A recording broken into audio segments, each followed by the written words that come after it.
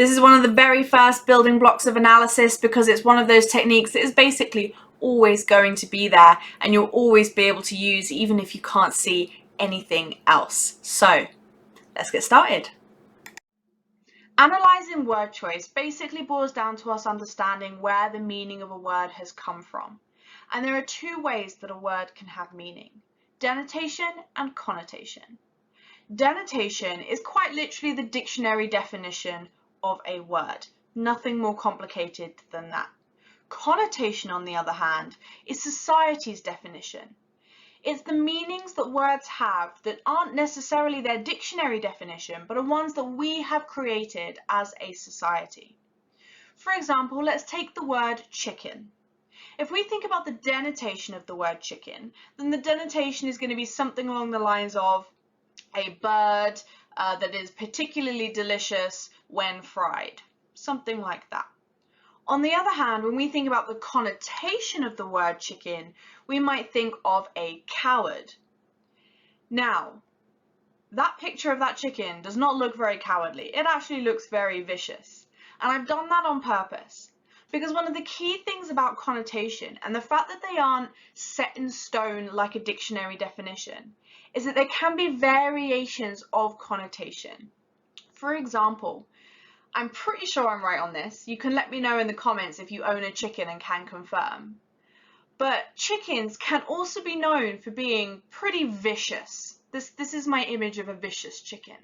And so for some people, when they read chicken, their first connotation might actually be vicious as opposed to coward. The problem with it being society's definition is that it can be subjective to the society you are talking about. Another example, if we're dealing with the colour white, if you were saying that word in the United Kingdom, the first thing that people might think of is a wedding. On the other hand, if I was saying that word in India, the first thing that might come to mind is a funeral because of the different uses of that colour in those two countries. So when it comes to the AQA GCSEs, first of all, we have to keep in mind that connotation, we are very much dealing with a Western bias, a United Kingdom bias, a UK understanding of the connotations of words. But you also have to ask yourself, if we think about the chicken example of vicious versus cowardly, you have to ask yourself, what is the gut reaction? What is the most common connotation for most people? It's kind of like a reverse version of the UK game show Pointless. You're trying to think of an answer that all 100 people would give, rather than one that only 80 would give, or 30 would give, or whatever. So that's why connotation can sometimes be challenging, is because it's a bit on the subjective side, and often if you've not heard a word before, you don't necessarily have its connotation already built into you in the way that, say, I might if I read that word because I'm familiar with it and familiar with its connotation. But by and large, connotation is pretty straightforward and easy to spot. And when it comes to analysing word choice, it's the connotation you want to talk about. We never want to talk about denotation because essentially all that leads you to doing is defining the word and saying what it would say in the dictionary. What's far more interesting is that implicit meaning of the connotations that a word can have. To look at how to analyse word choice in more detail, we're going to have a look at the poem London by William Blake. Now, this is one of the poems in the English Literature GCSE, if you're doing AQA, but I'm not going to be analysing this poem in masses of detail. I'm literally just going to be talking a bit about word choice. If you are looking for a full detailed analysis of this poem, then head over to streamenglish.co.uk, where you'll be able to get my course where I go through every single one of the anthology poems in a lot of detail, both the power and conflict cluster and the love and relationship cluster. I'm going to start off just by reading the poem and telling you a bit about what it's about, just in case you haven't come across this poem before. I wander through each chartered street, near where the chartered Thames does flow, and mark in every face I meet marks of weakness, marks of woe.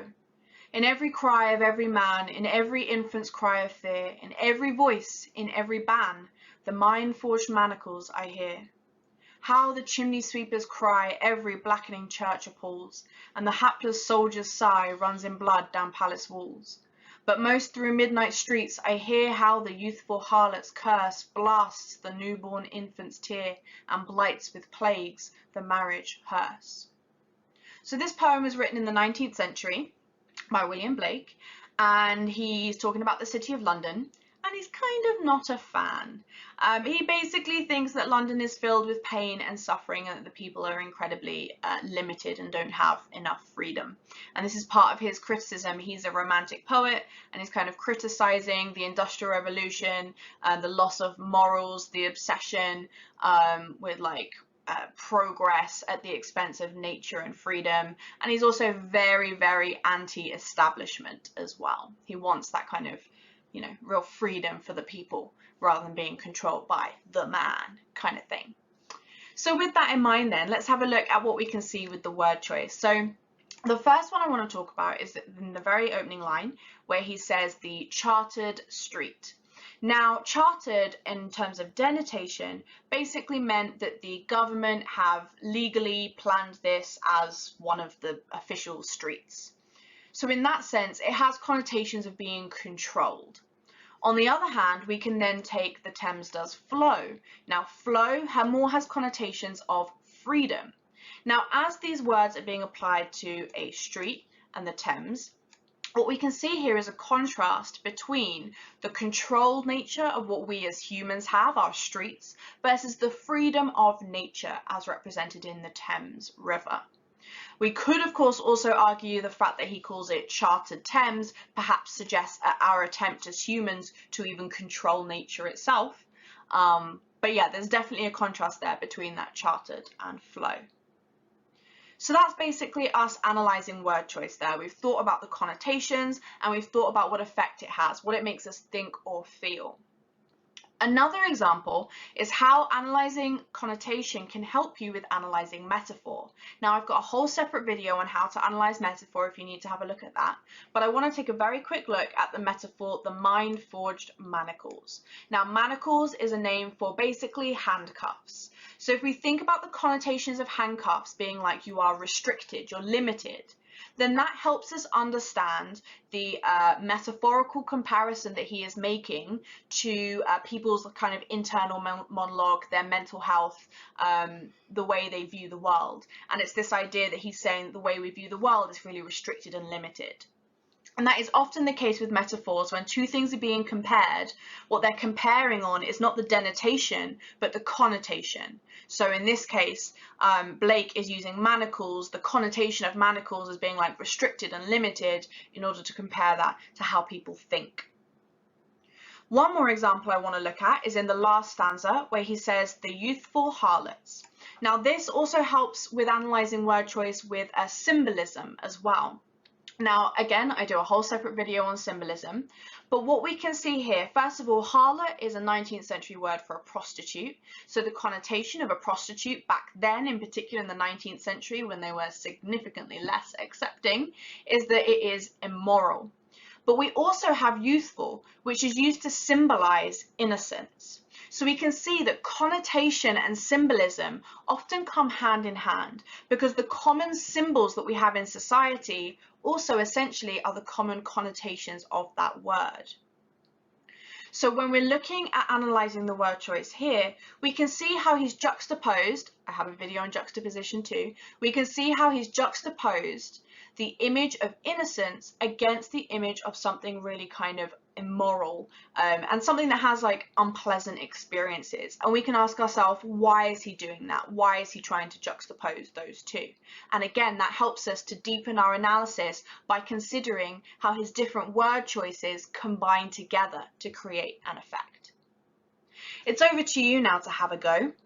I want you to have a look in particular at his use of the phrase marriage hearse. So a hearse, in case you're unaware, is the vehicle that is used to take dead bodies from the morgue to the wherever they're having their funeral. Okay, when I say the vehicle, don't have in your head like we have today, like a kind of, you know, Mercedes that's been turned into a hearse. We're dealing 19th century here, think, you know, horse and carriage kind of thing.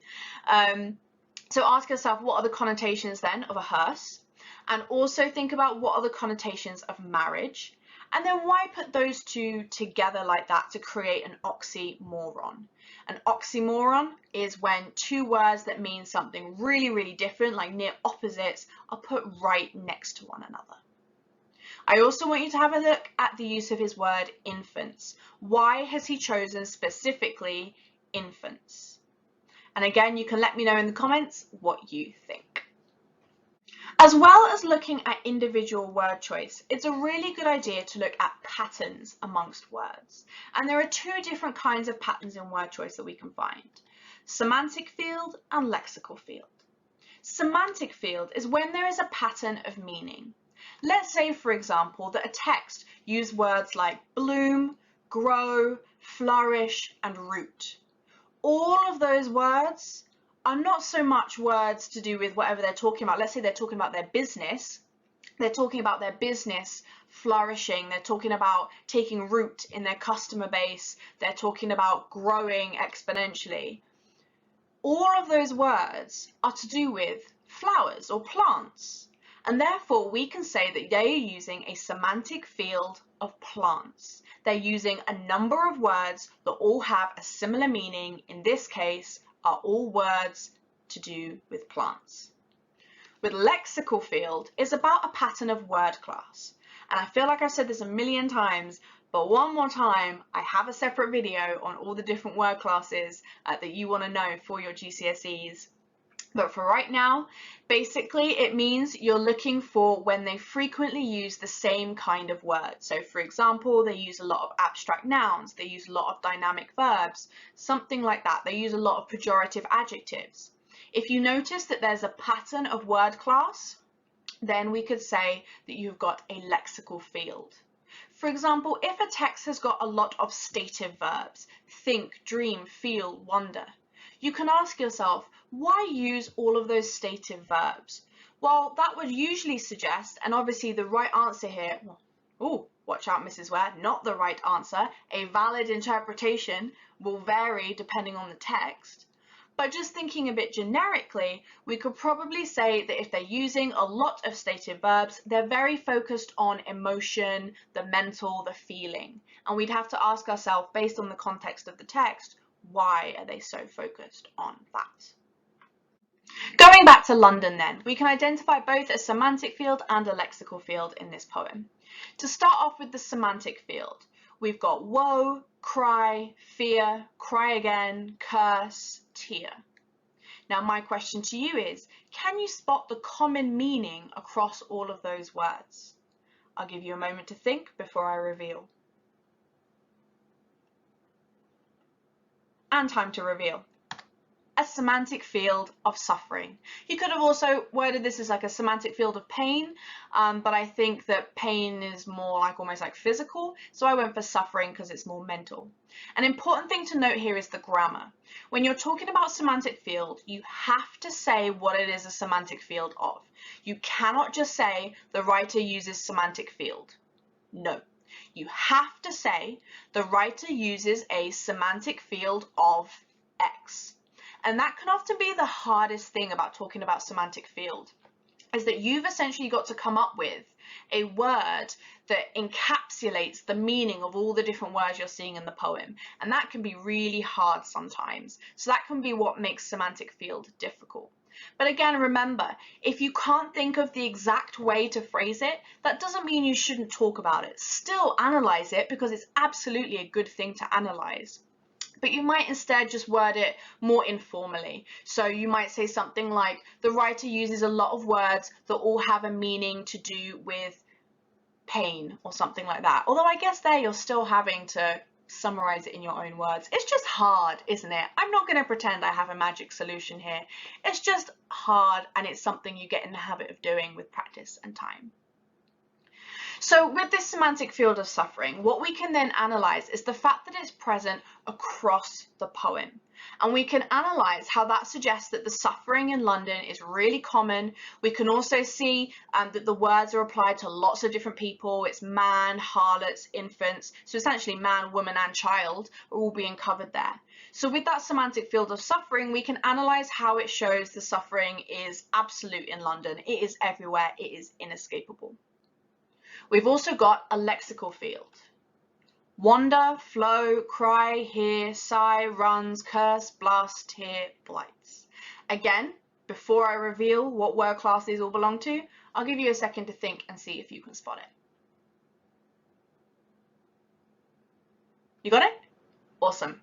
It is a lexical field of dynamic verbs. Just as with semantic field, the grammar here, you can't just say the writer uses a lexical field. You have to say the writer uses a lexical field of, and then the word class. Has to be done that way. You don't have to be as specific as I was in terms of dynamic verbs. You could just say a lexical field of verbs. However, perceptive analysis is often more possible if you're more specific about the word class, because then you're often able to show that you understand that distinction. So with dynamic verbs, the distinction of what I'm about to analyse is very much in the fact that they are physical actions.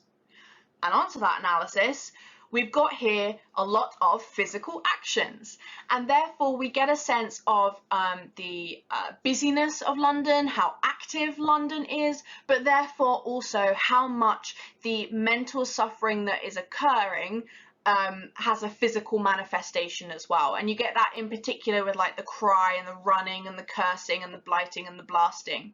We get a real sense of that going throughout the poem. These verbs really stress like this is not just something happening internally, it's really coming out externally as well.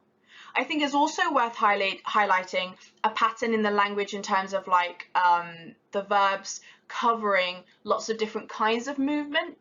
So we've got like what you can see, we've got the physical movement of walking, we've got what you can hear. I think the only one really we're missing is like smell, which would be a bit weird to have. And now I'm suddenly trying to remember all the senses because I feel like there's 5 and I've only said 4. Sight, sound, smell, taste. Oh man, hey mum, I was watching an English language GCSE video and the woman couldn't remember the 5 senses. Oh, taste. That would also have been a weird one to have in here though, so I understand why he hasn't got taste. But even so, the point still stands. We have a range of the senses, and again, having that range of the senses really just communicates how all-encompassing the suffering is. It's affecting all the different kinds of uses of our body, all the different kinds of activity that we can engage in. So again, you can see that we have been able to analyse the pattern of word choice with semantic field and lexical field. And again, by exploring that pattern, we've been able to deepen our understanding of the meaning in this poem. Now, finding the pattern is always better than looking at the individual, because it's a higher level skill being able to find that pattern. That being said, not every text has a pattern. So that's just something to keep in mind. By all means, look for semantic field and lexical field, but don't kind of take an approach of, I will find one, give me semantic field or give me death, because there's not necessarily always going to be one in there. So just keep that in mind.